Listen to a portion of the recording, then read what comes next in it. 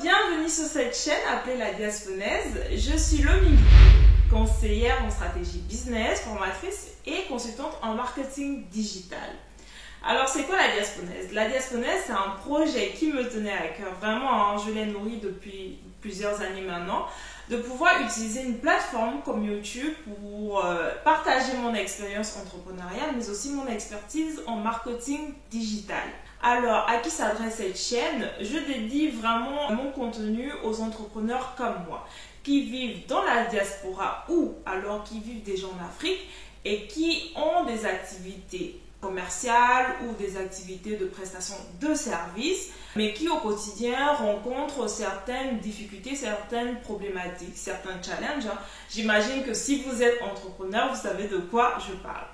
Donc l'objectif de cette chaîne, c'est vraiment de vous motiver parce que le mindset, il est très important lorsqu'on entreprend. Ce n'est jamais facile d'entreprendre, enfin dans tous les pays du monde, mais encore plus dans les pays africains. Voilà, les réalités ne sont pas les mêmes, donc il va falloir s'adapter et surtout avoir un mental d'acier pour réussir dans ces pays-là.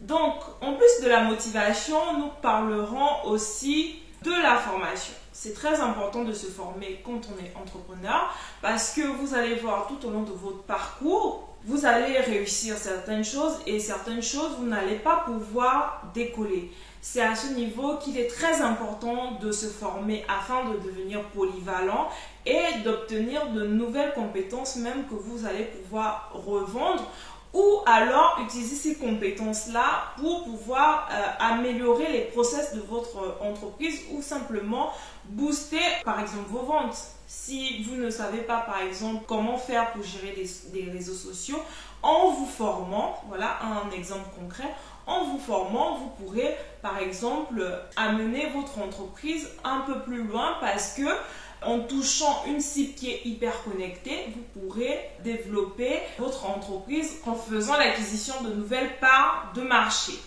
Donc, nous avons parlé motivation, nous allons parler formation, mais aussi l'accompagnement.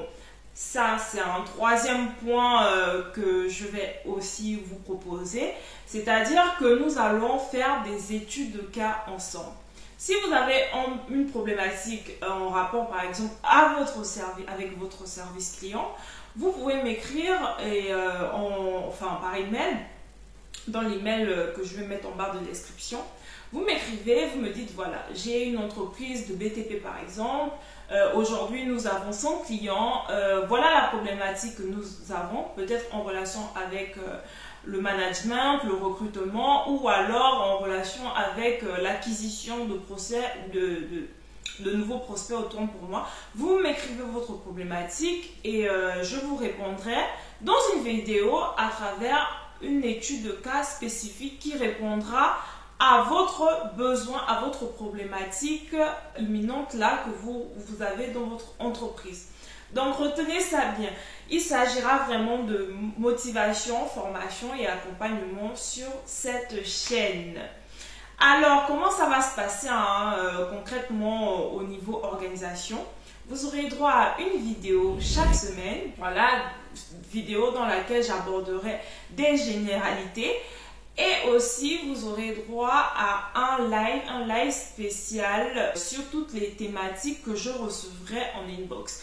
Donc, c'est pour vous dire que vraiment, j'ai besoin que vous puissiez être en interaction avec moi afin que nous puissions grandir ensemble, afin que je puisse, à mon humble niveau, avec l'expertise que j'ai eue, être une solution quotidienne pour vous dans vos activités entrepreneuriales.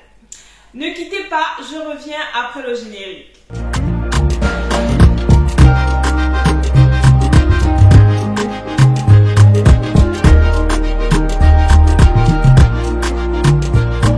Alors, chers entrepreneurs, voici mes 3 secrets pour réussir sur le long terme pour que tu arrives à pérenniser ton activité. Comme je vous ai dit, ici, on va parler motivation, formation et accompagnement. Donc, on commence par la motivation. Retiens ceci.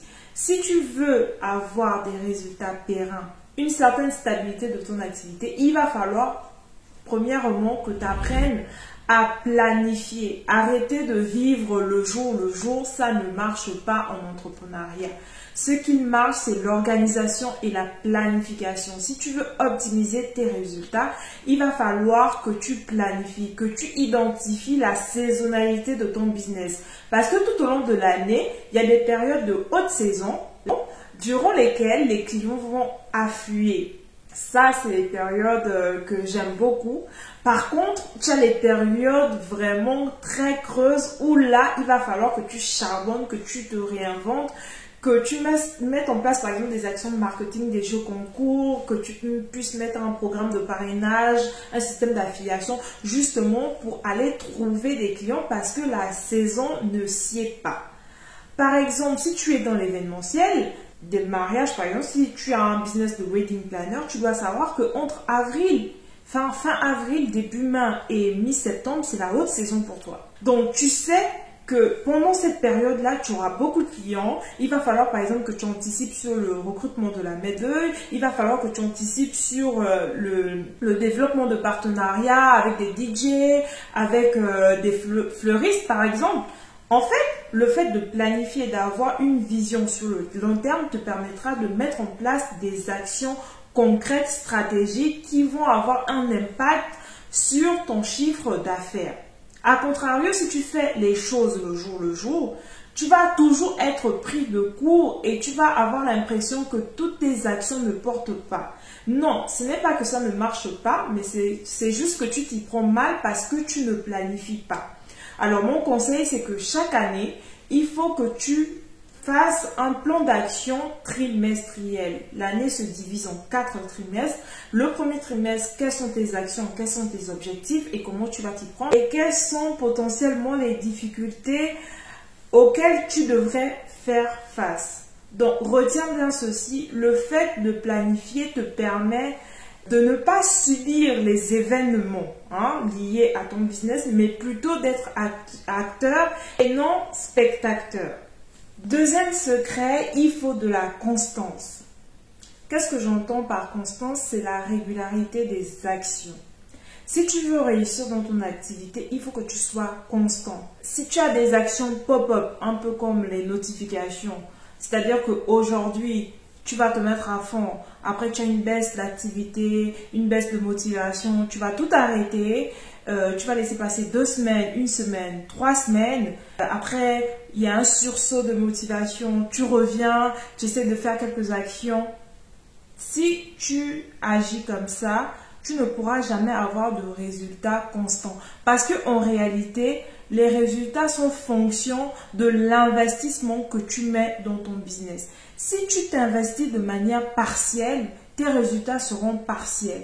Si tu t'investis de manière totale et constante, c'est-à-dire de manière régulière, tu auras des résultats réguliers.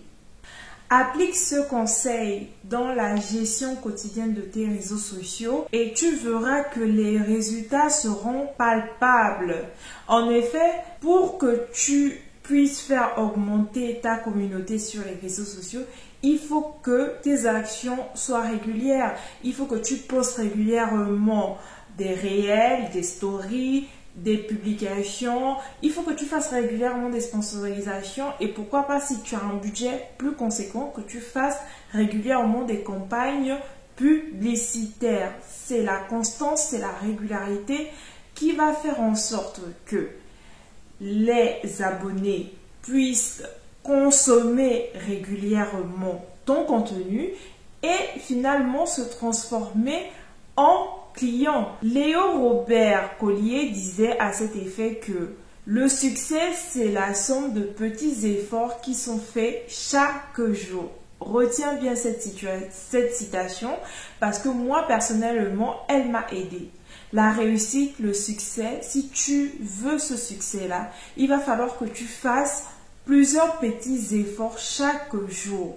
Donc, à partir de maintenant, tu dois te dire, par exemple, comme objectif, il faut que je crée du contenu chaque jour. Ça peut être une photo, ça peut être un commentaire, ça peut être un repost. En tout cas, dans ta stratégie social media, applique ce principe de constance si tu veux gagner en abonnés, si tu veux gagner en notoriété et si bien évidemment tu veux pousser tes prospects à la conversion. Troisième secret, mais avant, je te prie de t'abonner.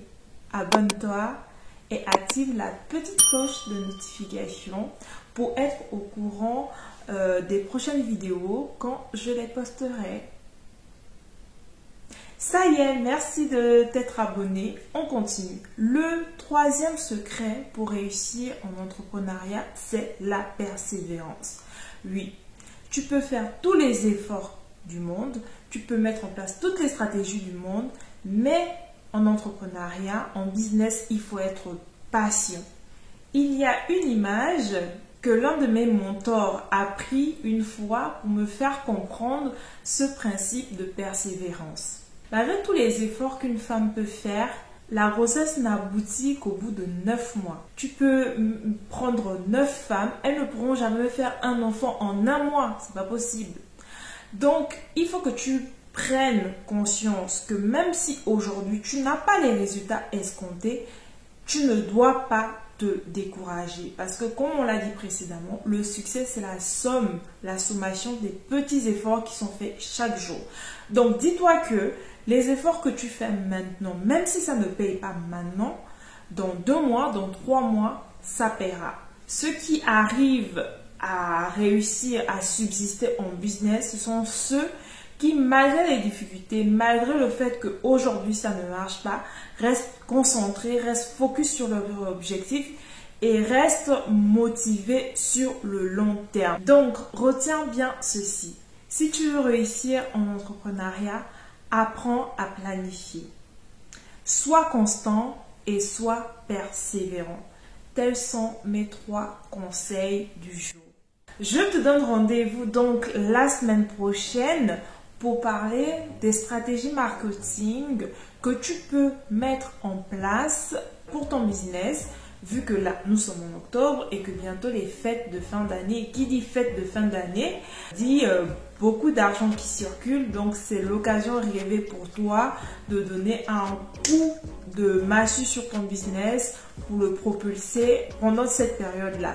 Si tu as eu une année moyenne, par exemple, et que tu veux cette fois marquer le coup grâce aux fêtes de fin d'année, pour essayer de booster tes ventes et finir l'année en beauté, je te donne rendez-vous la semaine prochaine pour une nouvelle vidéo.